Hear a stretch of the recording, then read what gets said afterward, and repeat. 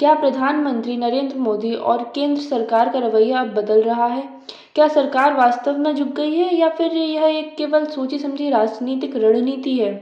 हाल के घटनाक्रम के बाद यह सवाल लगातार उठ रहा है क्योंकि जिस सरकार को किसान आंदोलन, शाहीन बाग और पहलवानों के प्रदर्शन के दौरान बेहद सख्त रुख अपनाते हुए देखा गया था, वही सरकार इस बार छात्रों और युवाओं की मांगों पर अपेक्षाकृत जल्दी प्रतिक्रिया देती नजर आई है।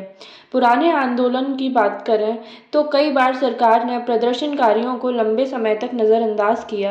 किसान महीनों तक दिल्ली की सीमाओं पर बैठे रहे, पहलवान जंतर मंतर पर प्रदर्शन करते रहे और शाहीन बाग का आंदोलन भी लंबे समय तक चला।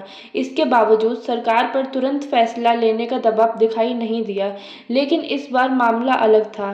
नीट और पेपर लीक से जुड़ा मुद्दा सीधे लाखों विद्यार्थियों और उनके परिवारों से जुड़ा हुआ था। लगभग 22 लाख छात्रों का प्रभावित होना केवल एक परीक्षा का विषय नहीं था, यह एक बहुत बड़ा युवा वर्ग है जिसमें बड़ी संख्या भविष्य के मतदाताओं की भी है। विद्यार्थियों का गुस्सा लगातार बढ़ रहा था और पेपर लीक जैसी घटनाओं ने शिक्षा व्यवस्था की विश्वसनीयता पर गंभीर सवाल खड़े कर दिए थे। दूसरा बड़ा कारण था सोशल मीडिया की ताकत। यह आंदोलन केवल टीवी चैनलों और स्टूडियो डिबेट तक सीमित नहीं था। यूट्यूब, इंस्टाग्राम, एक्स और छोटी-छोटी रील्स के माध्यम से छात्रों की बात सीधे करोड़ों लोगों तक पहुंच रही थी।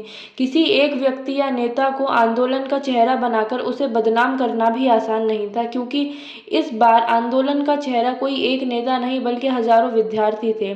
सरकार का पुराना राजनीतिक फॉर्मूला, जिसमें प्रदर्शनकारियों की नियता का या देशभक्ति पर सवाल उठाकर आंदोलन को कमजोर करने की कोशिश की जाती थी, यहाँ उतना प्रभावित साबित नहीं हुआ, क्योंकि एक सामान्य छात्र जो परीक्षा में पारदर्शिता और निष्पक्षता मांग रहा है, उसे आसानी से एंटी नेशनल नहीं कहा जा सकता।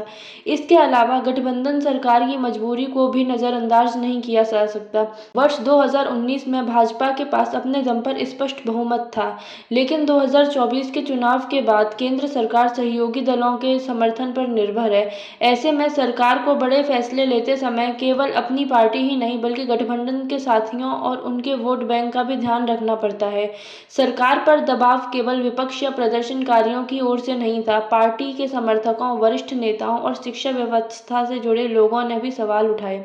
जब अपने समर्थक की व्यवस्था की खामियों को लेकर नाराजगी व्यक्त करने लगे तो सरकार के लिए मामले को पूरी तरह नजरअंदाज करना मुश्किल हो जाता है। हालांकि यह कहना भी सही नहीं होगा कि सरकार पूरी तरह झुक गई है। छात्रों और सोनम वांगचुक से जुड़ी कुछ मांगों पर सरकार ने बातचीत और समाधान का रास्ता अपनाया, लेकिन मंत्री के इस्तीफे जैसी बड़ी राजनीतिक मांग को स्वीकार नहीं किया गया। इससे संकेत मिलता है कि सरकार ने पूरी तरह पीछे हटने के बजाय बीच का रणनीतिक रास्ता चुना। सरकार ने जनता की नाराजगी को कम करने के लिए कुछ कदम उठाए, लेकिन साथ ही यह संदेश भी दिया कि अंतिम राजनीतिक नियंत्रण अभी भी उसी के हाथ में है। इसलिए प्रधानमंत्री नरेंद्र मोदी और सरकार के व्यवहार में दिखाई देने वाला बदलाव कमजोरी से ज्यादा राजनीतिक व्यावहारिकता हो सकता है। सरकार समझ चुकी है कि आज के समय में युवाओं, सोशल मीडिया और गठबंधन के दबाव को नजरअंदाज करके लंबे समय तक शासन करना आसान नहीं है।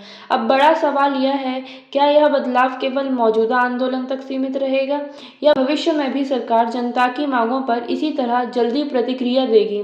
आपको क्या लगता है, सरकार वास्तव में झुकी है या उसने केवल अपनी रणनीति बदली है? कमेंट करके अपनी राय जरूर बताएं।